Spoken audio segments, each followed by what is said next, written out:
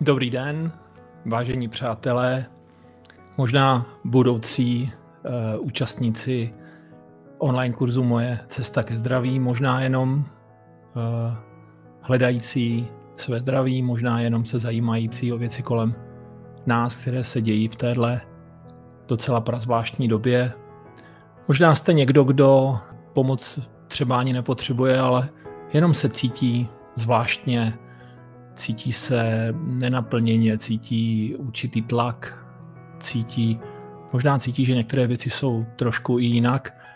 Možná pro všechny z vás by mohlo být to, co bych vám rád představil, a to je online kurz Moje cesta ke zdraví, který jsem se rozhodl připravit v minulých měsících a trošinku jsem na něm zapracoval a víceméně bych ho vám rád představil důvody, proč jsem jej připravil. Rád bych vám řekl něco málo o mém příběhu spontánního uzdravení z rakoviny. Rád bych vám řekl možná nějaké základní náhledy, protože tady tohle video je takové víceméně velmi základní video, které je úvodním videem před úplně počátečním videem online kurzu Moje cesta ke zdraví, kde byste možná mohli nasát atmosféru toho, čemu já říkám sebeuzdravení z jakýchkoliv nevyléčitelných nemocí, a tím myslím i takové nemoci, jako je například rakovina a všechny tyhle podobné, které jsou nazvané klasickou medicínou jako nevyléčitelné. Oni vlastně jakoby víceméně tady tyhle alopaté pravdu mají, protože oni jsou nevyléčitelné, ale nikdo už neříká o tom, že by se z těchto nemocí člověk mohl uzdravit. A právě v průběhu tohohle videa bych vám rád nastínil některé věci, některé fenomény, o kterých se málo mluví, nicméně jsou tady mezi námi a rád bych vás pozval ke zvážení vstoupit do tady tohohle online kurzu Moje cesta ke zdraví, který jsem připravil.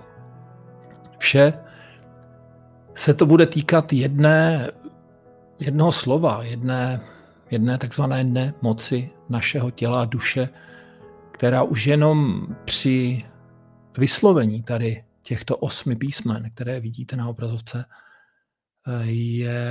zní strašidelně. Lidi jímá hrůza, propadají určité panice. Sám jsem si to vyzkoušel na některých sezeních, kde jsem prostě zmínil, a můžete to vyzkoušet i vy, kde jsem zmínil, že někdo z rodiny trpí tady touhle nemocí, a samozřejmě tahle nemoc je rakovina.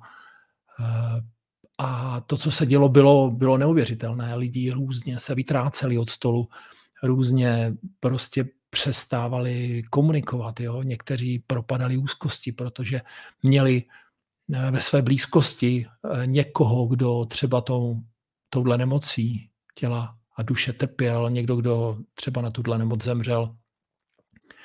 A ta diskuze prostě nikam nevedla a víceméně vždycky velmi brzy musela být skončena, což já si myslím, že je škoda, protože můj příběh, o kterém bych možná trošinku později se zmínil tady v tomhle videu, mě ukázal, že věci jsou úplně jinak, než se nám zdají. Že rakovina doopravdy je nemoc, ale není to nemoc nevyléčitelná. Je to nemoc, která je takzvanou nemocí očí, otvírající pro všechny z nás, a víceméně, jak mě mé zkušenosti říkají, pro všechny, kteří jsme si prošli tady touhle nemocí se zdárným koncem, je to vesměs my všichni, bych skoro řekl, blahořečíme tady tuhle takzvanou nemoc, protože nám otevřela oči, sundala nám růžové brýle a posunula nás na úroveň v našem vědomí úplně někam jinam. Takže celý tenhle online kurz Moje cesta ke zdraví a vlastně i celá ta moje aktivita týkající se našeho zdraví a uzdravování, která je hodně zmiňována na mém webu www.mojecesta.org, se vlastně týká tady téhle takzvané nevyléčitelné nemoci, kterou doopravdy většina z nás za tuhle nevyléčitelnou nemoc považuje. Můžu vám říct, že to není pravda. Můžu vám říct, že je to úplně jinak a dokonce pokud budete chtít, vás o tom můžu přesvědčit, protože jsem si tady tímhle údolím smrti v době, kdy jsem samozřejmě uvažoval, tak jak uvažuje většina z nás, byl jsem odchovaný alopatickou medicínou, narodil jsem se, v blízkosti byl Bílý plášť, vlastně ten Bílý plášť byl pořád kolem nás, ať to byli lékaři, ať to byli internisti. Já jako sportovec jsem tam měl nějaké mírné malé zranění, ale to nebylo nic vážného. Takže ten Bílý plášť se kolem nás vrtěl pořád a pořád. No až potom to teda došlo do toho stádia, o kterém možná promluvím trošku později, než se zamyslím vlastně na tady touhle nemocí, které vlastně my říkáme nevylečitelná, ať je to rakovina, cukrovka, leukémie, roztroušená skleróza nebo jiné nemoci. Já si doopravdy nemyslím, že jsou to nemoci nevyléčitelné, nebo že to nejsou v žádném případě nemoci, z kterých se nedá uzdravit. Já si myslím, že jsou to takzvaní listonoši, kteří nám u některých nemocí bohužel nesou psaní s černým pruhem. U některých nemocí je to jenom velké varování, ale určitě to není nic jako konečná. Jo? Já jsem tu konečnou od klasické medicíny slyšel několikrát. Slyšel jsem, kdy mi dávali 3 měsíce šance na přežití a posílali mě domů si psát závěť a prostě byly to různé vlny. A proč jsem vlastně v takovém stavu v 51 letech, kde mám o 15% váhy míň, než jsem mýval, jsem spokojený, šťastný, cítím se skvěle, cítím se na 30 let. Já prostě myslím si, že vypadám tak normálně, lidi to tak jako říkají, většina těch lidí, kteří mě znali v mém minulém nastavení, v mém minulém business životě, mě buď vůbec nepoznávají, anebo pokud mě náhodou poznají a bavíme se, tak víceméně vůbec ani neví, kdo to na ně mluví. A proč to všechno takhle je? Kdo tohle všechno způsobil? To je ta nitka, která se poline tady tímhle naším online kurzem Moje cesta ke zdraví, a to je něco, čemu říká i alopatická medicína svým názvem, a ten název je spontánní remise. Já tomu říkám spíše spontánní uzdravení, tak aby to bylo srozumitelné, protože většinou tady tato alopatická medicína, tím myslím klasickou medicínu, se snaží všechno tak zašmodrchat, aby víceméně jsme tomu skoro jakoby co nejméně rozuměli. Oni mnozí z nich už došli tak daleko, že nerozumí ani sami sobě a nerozumí ani sami tomu, co předpisují, protože už je toho tolik těch diagnóz a určitých léků, že doopravdy už neví, čí jsou. A přitom všechno je strašně jednoduché. Takže fenomén spontánního uzdravení z nevyléčitelných nemocí, v mém případě to bylo uzdravení spontánní z rakoviny, je doopravdy fenoménem, na kterém je postavený celý tenhle online kurz Moje cesta ke zdraví. Víceméně je na tom postavený i protokol Moje cesta, což je vlastně 5 základních stavebních kamenů pro každého z nás, které dodržováním těchto základních kamenů způsobí to, že tělo dostane signál, a to je ten signál samo- nebo sebeuzdravovacího, seberegulačního procesu. A pokud člověk chce, pokud má vůli, pokud má vytrvalost, pokud chce žít a pokud má víru, tak není jiná možnost. Já říkám, že není jiná možnost, aby se neuzdravil.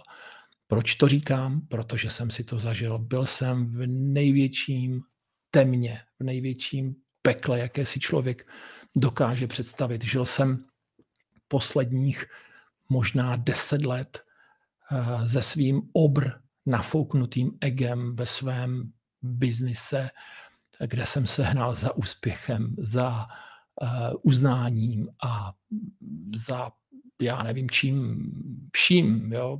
Víceméně jsem i spoustu věcí jsem vlastně dokázal. Jo. Spousta lidí mě má třeba za i úspěšného biznismena, protože jsme spolu s bývalým kolegou vybudovali, potom já následně jsem pokračoval sám, jsme vybudovali značky, které byly známé po celé střední Evropě a produkty se prodávají na několika kontinentech, na několika světadílech.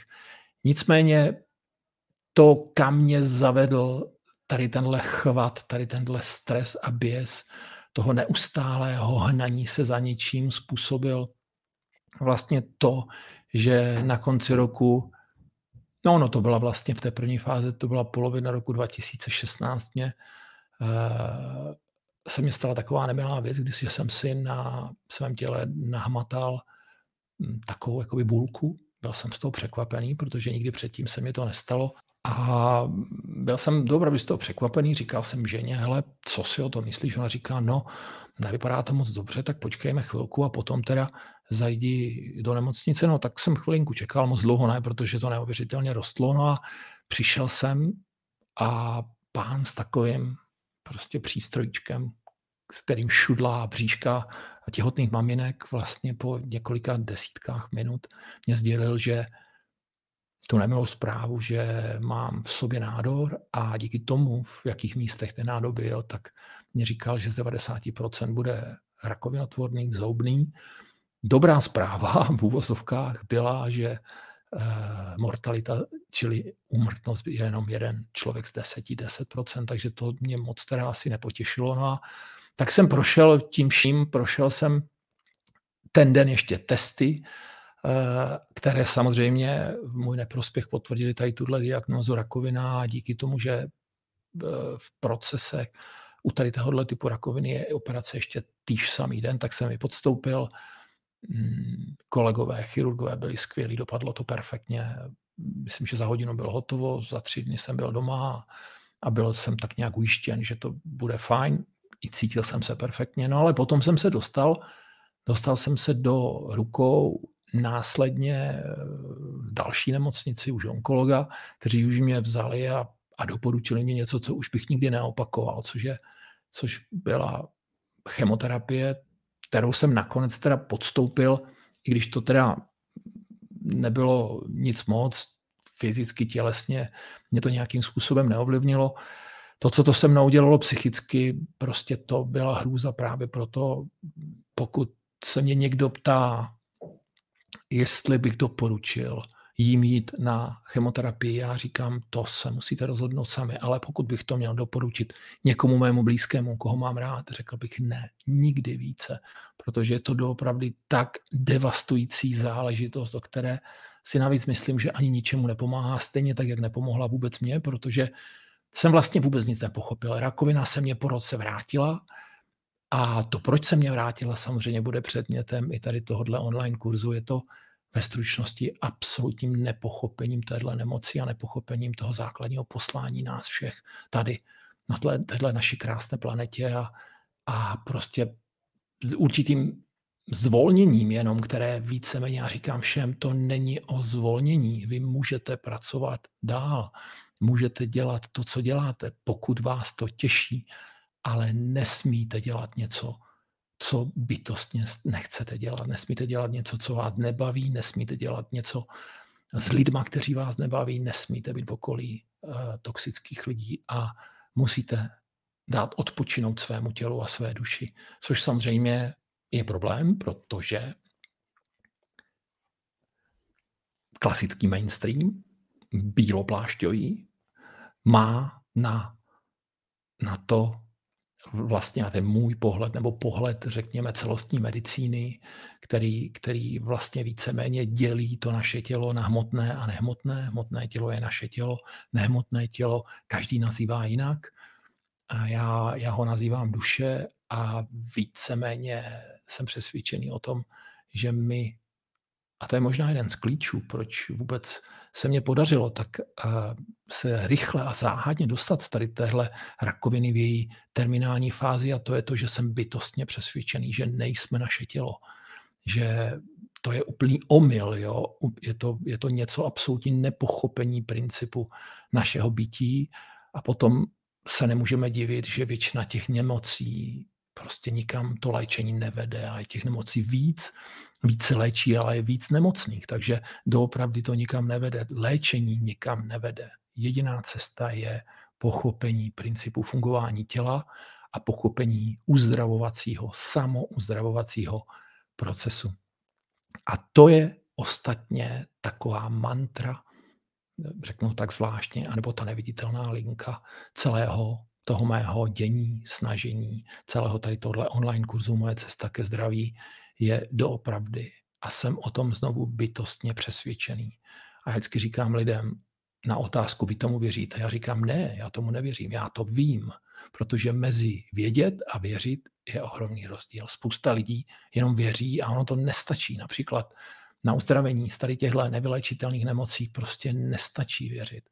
Vy musíte mít silnou víru, ale musíte být přesvědčený, že jste zdraví, že budete zdraví, dát si svůj cíl a svoji pílí vytrvalostí a pokorou a trpělivostí se den za dnem, týden za týdnem, měsíc za měsícem se dopracovat k tomu, čemu i klasická medicína říká spontánní remise, já tomu říkám spontánní uzdravení, protože není jiná možnost. Pokud člověk pochopí důvody a příčiny, proč se mu objevila rakovina na těch místech, kterých se objevila, a to bude předmětem našich diskuzí, tak potom není prostě jiná cesta než cesta uzdravovacího procesu. Takže všechny tady tyhle věci budeme možná jednu po druhé postupně probírat tady v tomhle našem online kurzu Moje cesta ke zdraví. Můj cíl je vám prostě předat všechno to, co jsem získal, všechny ty sdělení, které ke mně přišly, které jsem nějak pochopil nebo vycítil. Někdy to bylo sdělení od někud jinut. Jo. Lidi se mě ptají, Pavle, jak si mohl být tak jistý, když viděl na všech skenech, na CTčkách, na PETech, viděl, že tam rostou nádory a oni doopravdy rostli jeden za druhým.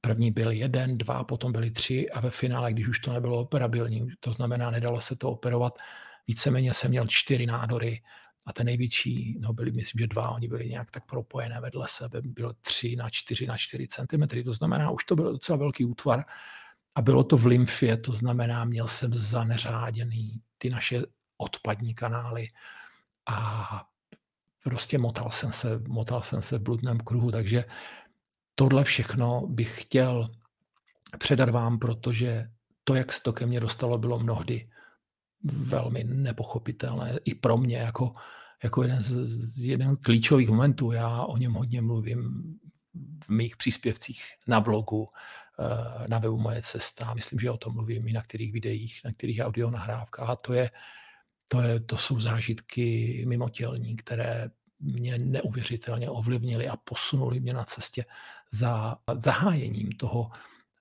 sebeuzdravovacího procesu, protože já říkám, že člověk, jakmile dostane tu diagnózu rakovina a potom následně ty prognózy, které nemají vůbec nic společného s tím, jak by to mohlo být, tak se dostane do takové fáze stresu a chvatu a strachu, že sám vlastně víceméně já říkám, že si z toho nepomůže, protože ten strach je tak všeobjímající a můžou být lidi kolem vás, můžou vám pomáhat, můžou dělat cokoliv, ale vesměs se z toho nemůžete dostat. Takže proto já říkám, že průvodce, někdy to může být léčitel, někdy to může být duchovní průvodce, někdy to může být jenom kamarád, který je určitým způsobem osvícený, jsou prostě na téhle cestě za sebe uzdravením, jsou velmi, velmi důležití. U mě to bylo jednodušší, že se mě udála taková záležitost, kterou bych vám, možná třeba některý z vás ji máte za sebou, nebo jste ji slyšeli. Samozřejmě zase já říkám, že tady tato alopatická medicína vůbec netuší, o co jde, protože si s tím vůbec neumí poradit, protože oni vlastně víceméně nechápou, že jsme víc než naše tělo a oni se snaží vlastně to tělo jenom rozmontovat a co se dá někde ufiknout a co se dá někde našít. V tom musím říct, že tady tato chirurgie a traumatologie jsou na vysoké úrovni, ale to všechno, co potom nastupuje, tam si myslím, že alopatická medicína je vedle jak ta jedle, ale nebudu nikoho o tom přesvědčovat. Každý má svoje právo svojí volby, každý se rozhodne. Spousta lidí, s kterými se setkávám, věří alopatické medicíně, té klasické medicíně. Já říkám, že je to správně. Pokud tomu věříte, tak si myslím, že pořád je ta varianta, že by vám to mohlo pomoct. To znamená, pokud se chcete léčit, je potřeba jít za klasickými doktory, je potřeba jít do nemocnice, je potřeba s nimi všechno probrat, oni pro vás udělají všechno nejlepší. Pokud se chcete uzdravit a víte, že ta cesta uzdravení je vaše cesta, jste na správném místě. Takže já jenom bych ještě možná doplnil tu variantu, nebo tu možnost, kterou jsem dostal. Jo, lidi říkají náhoda. Já víte, že v náhody absolutně nevěřím, protože náhody neexistují. Jo? Jsou to jenom určité do sebe zvláštně zapadající synchronicity, které vás zavedou v tom životě někam, kde se máte zastavit a kde si máte uvědomit, kde vlastně jste, jestli to, co děláte, děláte správně, jestli to, co děláte, máte rádi, jestli vás to baví. A já jsem pomalu zjišťoval doopravdy na tom konci roku 2017, bylo to v listopadu, že tyhle všechny fundamenty u mě nefungovaly. Já jsem byl unavený z práce, byl jsem unavený z podnikání, už jsem podnikal skoro 25 let a to podnikání bylo teda, spousta z vás jste podnikatelé, bylo to teda dramatické, od rána do večera, oblítaný celý svět a spousta věcí a jednání. Prostě podepíše se to na každém z nás, takže na někom dřív, na někom později. Takže takhle jsem se objevil v té polovině listopadu s diagnózou a s prognózou 3 měsíce života od 3 nezávislých vlastně týmů. To byly týmy onkologů a specialistů, kteří se shodli na tom, že mě zbývají 3 měsíce života, pokud samozřejmě neudělám nic. A to nic bylo jít na další složitou operaci a velmi drastickou chemoterapii několika měsíční, o které jsem viděl, že v životě nemůžu přežít. A před tímhle rozhodnutím jsem stál absolutně obejmutý v kleštích strachu, obav s tím, co bude s mýma dětma, protože mým dětem bylo 8 a 10, Melice a Timíkovi, co bude dělat moje žena, jo, jak to všechno vyřeším. 3 měsíce si řeknete, že hodně času, ale tak to zase tak úplně není. Jo, v tom chvatu, v kterém se nacházíte. No a tak jsem každý večer, jak chodím s pejskem, jsem se vracel z procházky a standardně vždycky chodím garáží 99,9% a v tom případě toho, já myslím, že to zrovna bylo někdy 16. 17. listopadu, jsem prostě otevřel přední branku a šel jsem přes přední terasu na zadní terasu, kde jsem se zastavil a chvilku jsem tam stál, zavřel jsem oči. Potom jsem je otevřel, pozoroval jsem měsíc, jak krásně plul nad naším barákem a v hlavě mě pluly myšlenky 3 měsíce, už necelé 3 měsíce, co budu dělat. Půjdu na operaci, půjdu na chemoterapii a tak, jak jsem tam stál a díval jsem se průhledem přes okno do jídelny, kde seděly 2 moje děti, dělali si úkoly, za nima průhledem byla kuchyň, kde moje žena dělala večeři, tak jsem tam stál a naráz jsem se prostě objevil v nějakém časoprostoru, který jsem vůbec neuměl pochopit. A výsledkem toho bylo, že jsem se díval na tuhle scenérii, v které jsem já sám stál na té terase a dělal jsem se oknem, jsem se sám na sebe díval, jakoby z druhého patra. A při tom pohledu sám na sebe jsem se rovněž díval na ty moje děti a zažíval jsem s nimi to, co dělají. Díval jsem se skrz zdi, viděl jsem je, jak si dělají úkoly a v tu 1 sekundu jsem se prostě zatřepal a říkám si, co se to jako děje. A protože jsem nevěděl, říkám si, je to nějaká halucinace, nebo jak je to možné a vůbec nevím, jak to bylo dlouho. Možná to bylo 5, 10, 15 minut jsem tam stál přikovaný, kde ke mně připlula ta základní, nebo několik základních otázek. A ta základní byla úplně ta nejjednodušší. Kdo jsem já? Jsem já ten, který tam stojí zoufalý a pozoruje oknem svoje děti a svoji ženu, anebo jsem já ten, který pozoruje z toho druhého patra toho zoufalce sám sebe, který se dívá tím oknem na děti, zoufalý, který neví, jak dál. A v tu sekundu se to všechno rozhodlo. Ke mně začaly proudit myšlenky, informace, které mě jednoznačně řekly, ne, ty nejsi jenom to tělo, ty jsi neuvěřitelná, nesmrtelná esence bytí. Já ji říkám duše, protože potřeboval jsem to nějak popsat a právě proto součástí i protokolu moje cesta je očistá detox duše, kde jsem pochopil, že léčit jenom tělo je úplný nesmysl a to už řekl před několika stovkami let. Ono to řeklo několik lidí, ale ty lidi byli velmi moudří, kteří prohlásili, že pokud ta klasická alopatická medicína nepochopí, že není možno léčit odděleně tělo hmotné a nehmotné, to znamená tělo od duše, tak že to nikam tady tyhle procesy nepovedou a víceméně jenom každý den si utvrzujeme se v tom, že to doopravdy nikam nevede. Léčí se víc, nemocných je víc. Nemáme žádné velké výsledky, ani co se týká rakoviny, takže je to prostě, jde to někam, kam to má jít. Pochopil jsem, že všechny věci mají jít tam, kam mají jít, že všechny věci jsou tak, jak jsou a víceméně jsem pochopil, že moje cesta s klasickou medicínou skončila. Přišel jsem domů, sdělil jsem to mojí ženě, během několika dnů jsem zašel za všemi těmi týmy, které mě už vlastně v té době nemohli ani operovat, protože už to nebylo operabilní.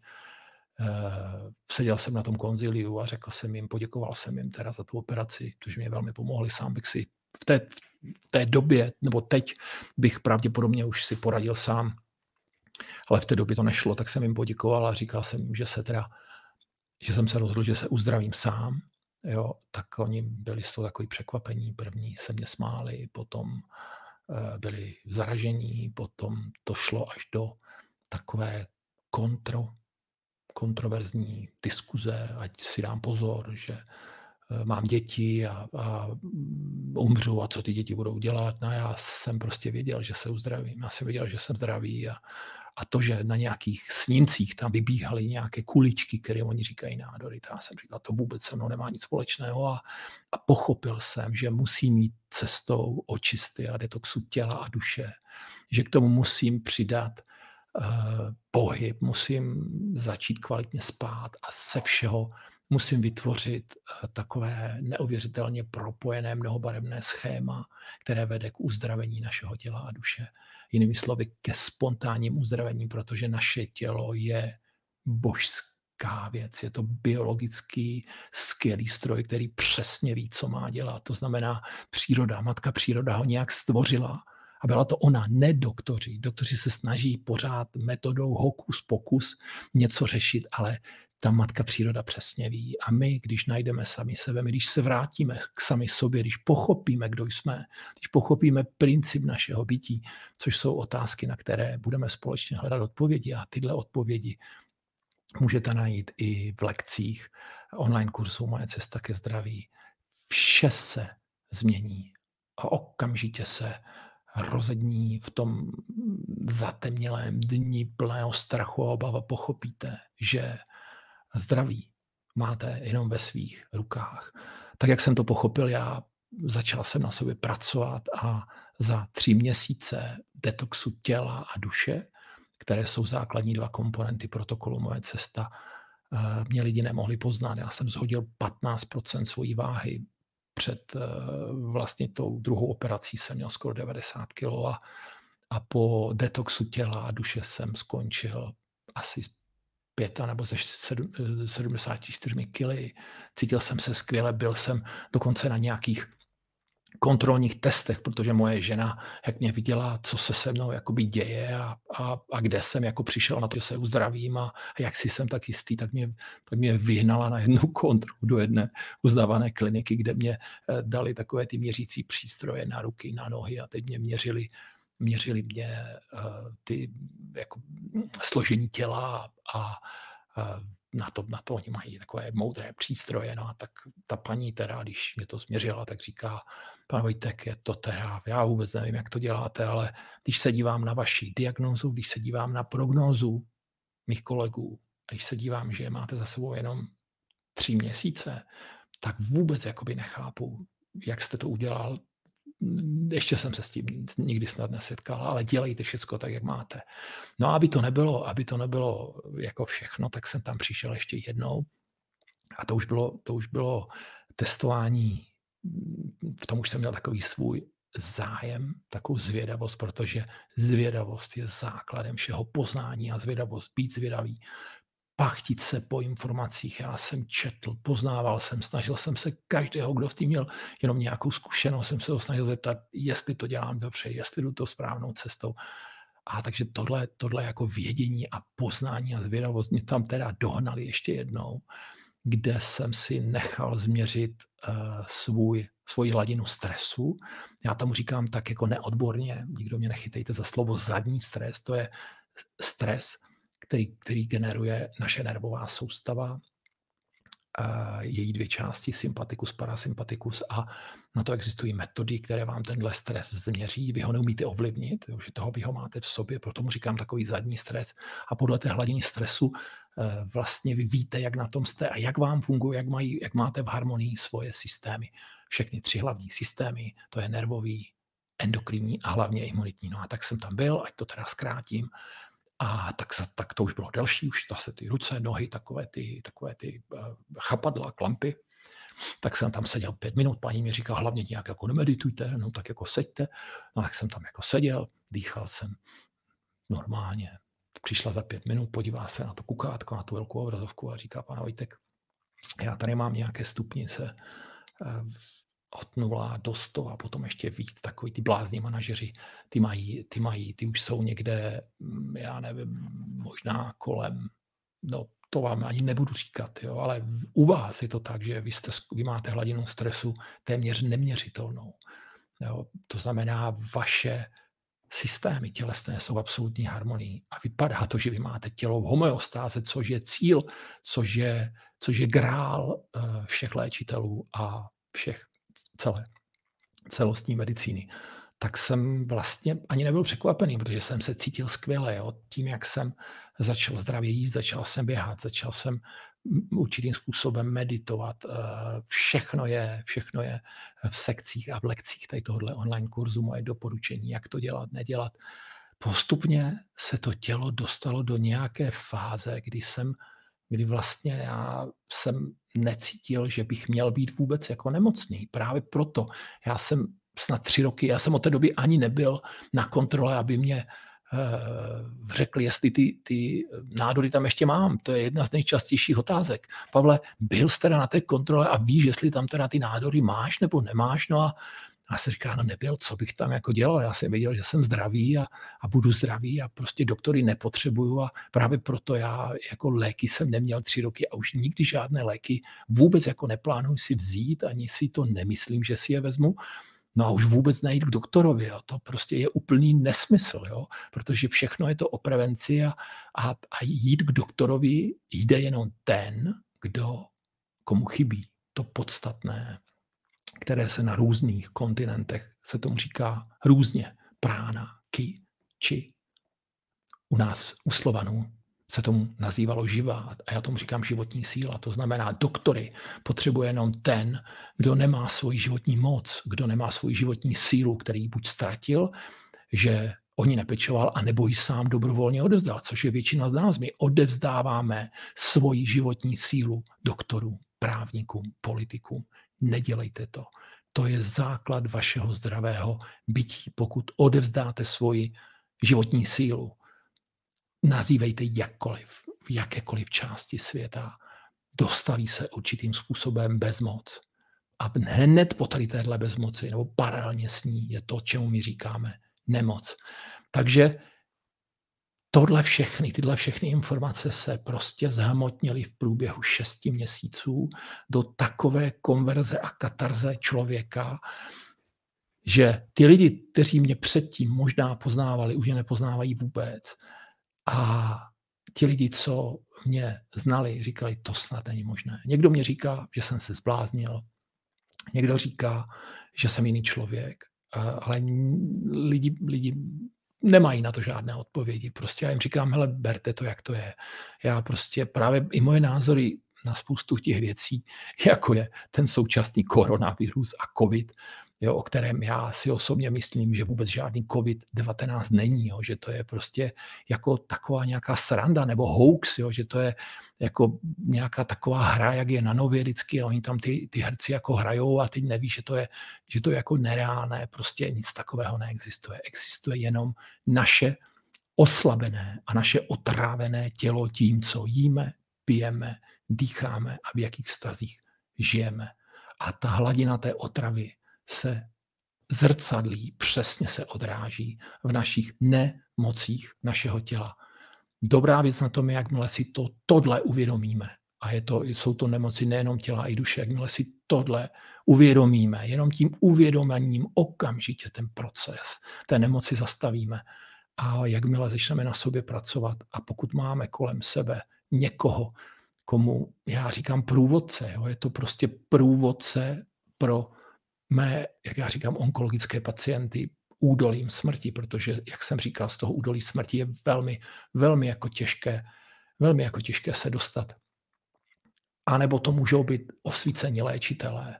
Znám dokonce některé i lékaře, který pomalinku chápou, že je všechno jinak, ale bohužel jsou chycení v tom chvatu tady toho systému postavenému na lži, který jednou prostě musí prasknout jako obrovská bublina. Jo.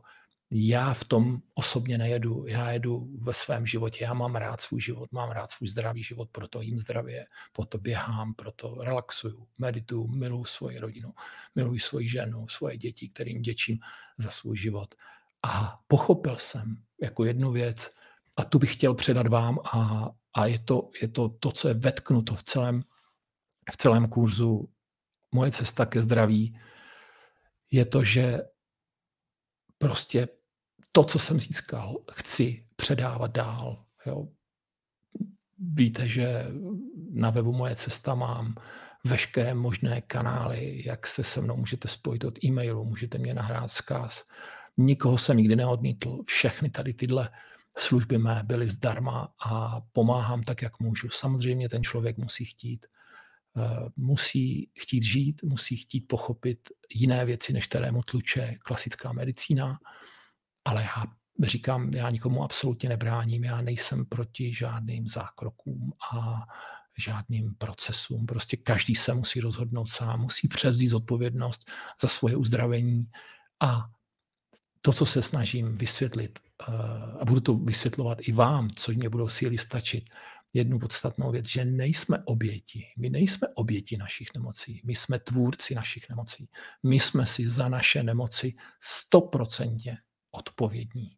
To znamená, pokud tohle si přiznáme vnitřně, pokud přijmeme ten stav, v jakém se nacházíme, přijmeme naši nemoc a obejmeme naši nemoc, ne v žádném případě bojovat znovu, pojďme bojovat, my to jako vybojujeme, ty doktoři mě říkali, my to jako vybojujeme, my na to máme různé, jako různé chemoterapie a biologické terapie a terapie na ento a stejně jsem viděl, že to vůbec nikam nevede a když vidím ty případy těch lidí, prostě jsou to velmi smutné případy.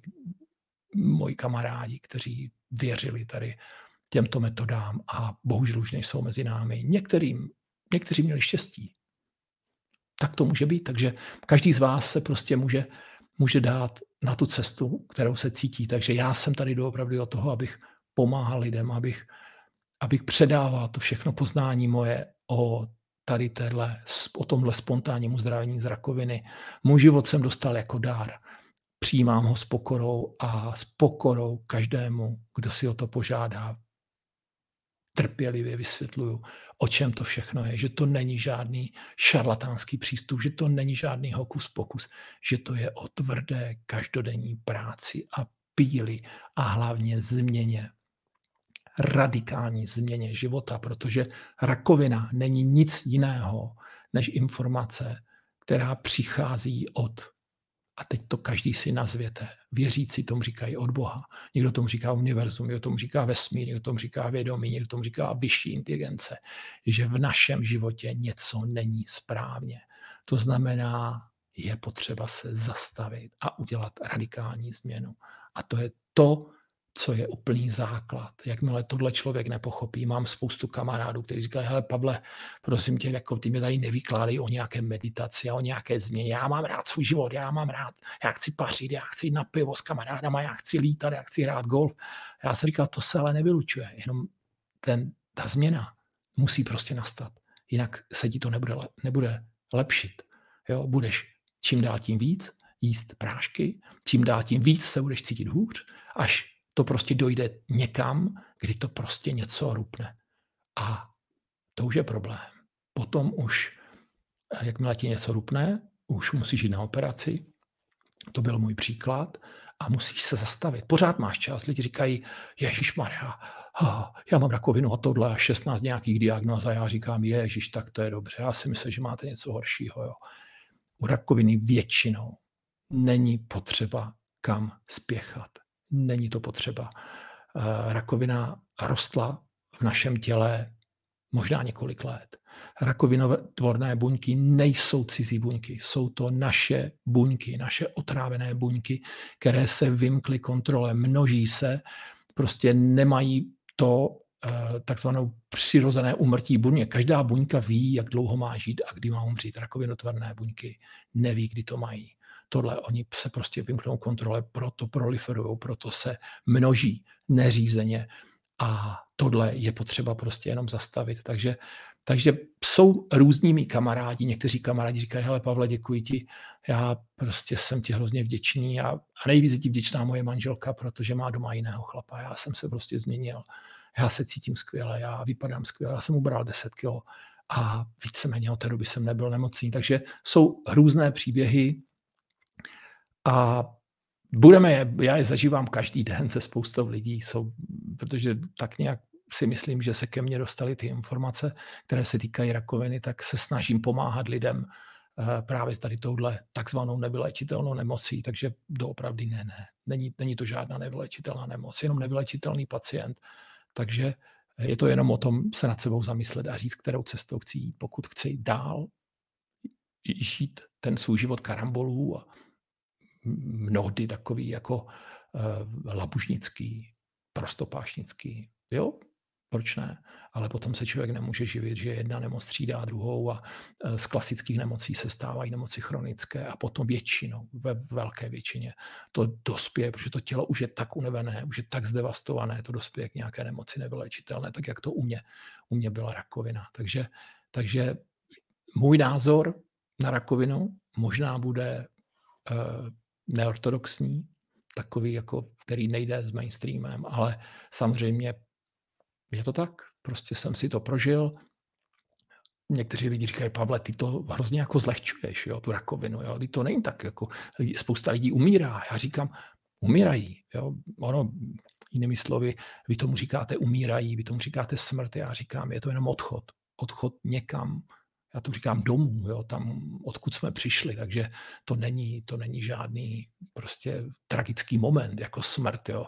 Já se snažím lidem vysvětlit, že vlastně smrt by měl člověk oslavit a měl by se sám rozhodnout, že odejde tam někam, kam tomu každý říká jinak. Jo. Takže to jsou další věci, kdy některým lidem může třeba tady ten protokol, moje cesta, nebo já tomu nechci říkat terapie, protože já nejsem ani léčitel, ani doktor, nic, já jsem prostě jenom průvodce, já jsem jenom někdo, kdo vypráví svůj příběh. Může prostě ulehčit odchod tady téhle inkarnace někam jinam. Nebudu to rozebírat, protože už bych zabředl hodně do ezoterických věcí. Takže tyhle všechny body jsem se rozhodl, dlouho jsem nad tím seděl, jo, protože těch hovorů je spousta, setkání je spousta a spousta věcí se tam opakuje. Prostě ono to není tak složité. Jo. Když už člověk ví, ne věří, ví, tak to není složité. Tak jsem si říkal, že musím to dát do nějaké formy, která bude mít logiku, kterou si bude moct člověk sám jako nadýchat, sám nastudovat.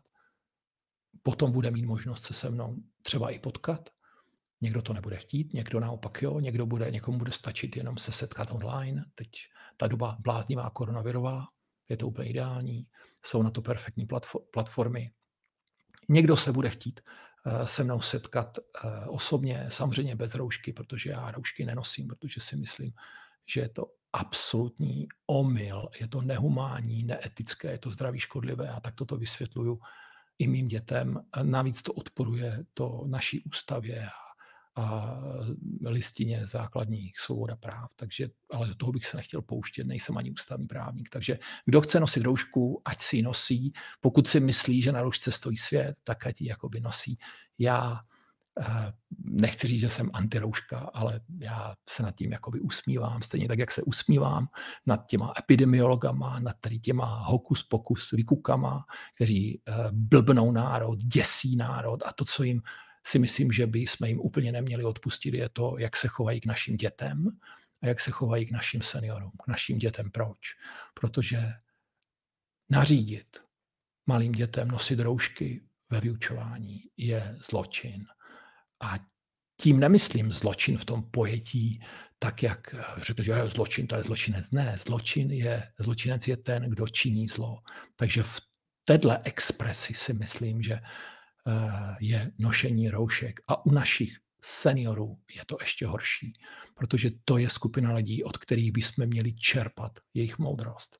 A naopak, tady tato elita se snaží rozdělit mladé od starších, seniory zavřít někde, prostě nejlépe do jejich bytů, jakože je ochránit, a což je, prostě je to úplně scestné. Naši seniori, naši rodiče, naši prarodiče jsou kořeny našeho stromu, kterého my jsme kmenem a naše děti jsou větvemi. Takže já vždycky říkám, pečujeme o tady tenhle náš rodokmen, pečujeme o něj tak, aby jsme měli silné kořeny, protože pokud přijde vichřice, správný strom se ohýbá, ale nikdy se nezlomí.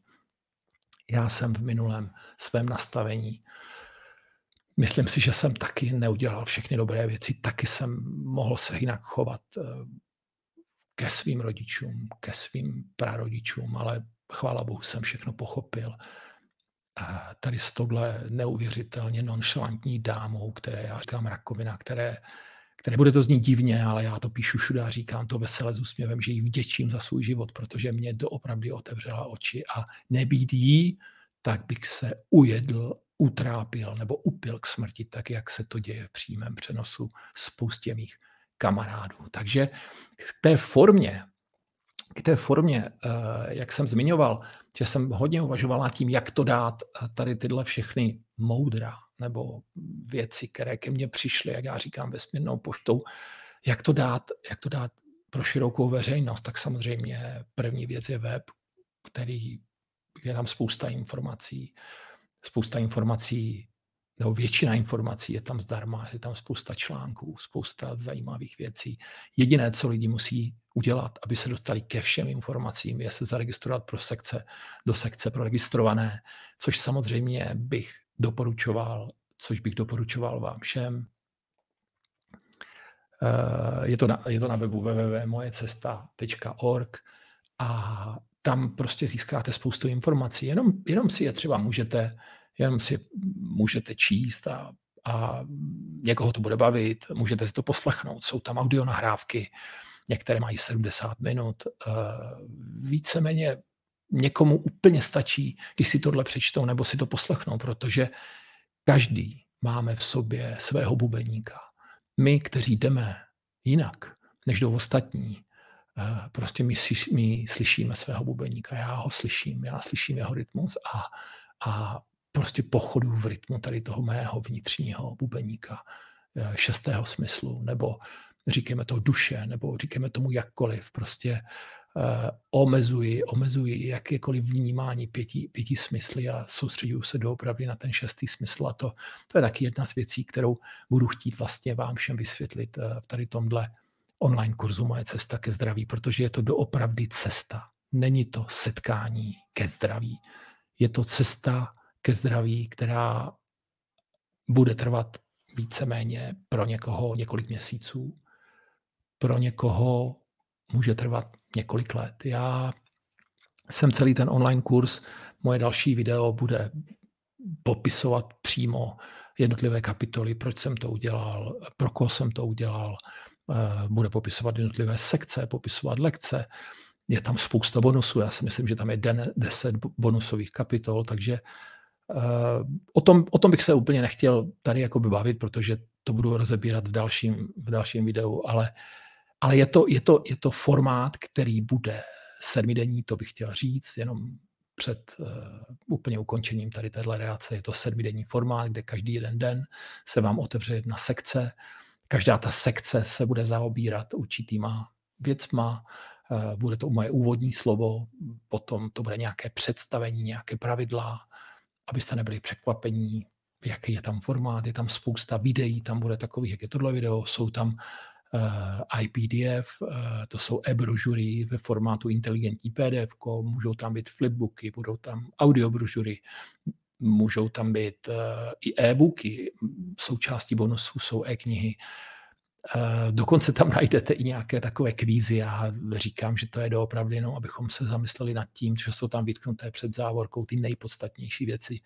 No a potom ten 7. nebo 8. den už bude moje závěrečné slovo, kde vám poděkuju všem za účast tady v tomhle kurzu a samozřejmě naběhneme plnou párou do procesu, do protokolu Moje cesta.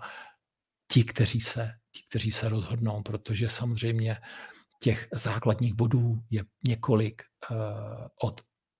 myslím si, že bych je mohl klidně vyjmenovat, ať víte, o co se bude jednat. Je to očista těla, očista duše, pravidelný pohyb, kvalitní spánek a vše dát do každodenního života. Těchto 5 základních pilířů je protkaných jedním neuvěřitelným vláknem, jeden celek, který spustí ve vašem těle proces sebeuzdravení. Proč to říkám? Protože to vím. A týká se to vás všech, kteří vlastně se rozhodnete se přihlásit do tohohle kurzu. Možná třeba možná mi třeba jenom zavolejte, možná třeba jenom potřebujete poradit. Jo. Možná vám třeba bude stačit jenom tohle video, které bude samozřejmě veřejné pro všechny, kteří si ho budou chtít poslechnout, kteří budou chtít vědět, co to je kurz Moje cesta ke zdraví, čeho se týká protokol Moje cesta a tak dále. Samozřejmě vše je jenom na vás, protože vaše zdraví máte jenom a jenom ve svých rukou. Nemají jej žádní doktoři, nemají jej žádní vaše rodiče, nemá je v rukou ani vaše manželka, i když přítelkyně, i když tíhle blízcí lidi jsou extrémně důležitý pro proces vašeho sebeuzdravení. Já můžu říct, že bez mojí milované manželky je to prostě nádherné stvoření.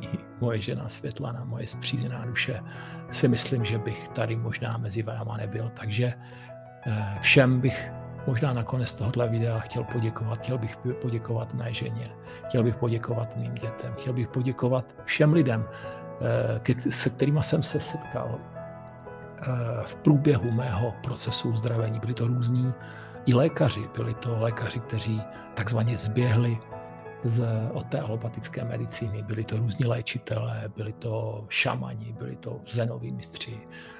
Přečetl jsem desítky knih, naposlouchal jsem desítky videí a věřte tomu, že pokud člověk má zájem a chce na to přijít, tak existuje jedno takové pořekadlo, pravidlo, že pokud je žák připravený, učitel se vždycky najde, tak jak to bylo v mém případě, tak jak to bude ve vašem případě. To znamená, v žádném případě nebuďte ve stresu, máte čas, sedněte si v klidu, rozmyslete si, kterou cestou chcete jít. Pokud se vydáte cestou alopatické medicíny, dejte se do ní, věřte lékařům, probírejte veškeré možnosti s nimi.